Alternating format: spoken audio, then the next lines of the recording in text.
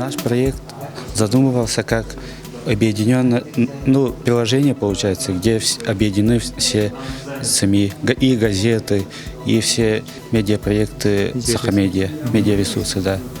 И туда еще входит публикация новостей на основе геолокаций.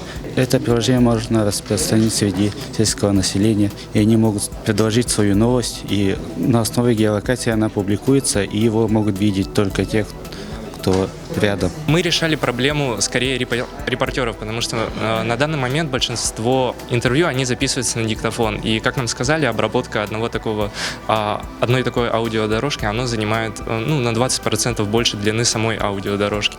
И мы захотели решить эту проблему. После записи и обработки аудиодорожки идет само написание текста статьи, а потом идет и дальнейшее исправление его на ошибки. И мы захотели решить две проблемы. Во-первых, это исправление ошибок, во-первых, и во-вторых, перевод аудиофайла в текстовый формат. Мы, конечно, понимаем, что эта идея, она не нова, но мы решили сделать единый сервис, который позволяет делать и то, и другое. Сама организация хакатона очень понравилась, она проводилась на достаточно высоком уровне.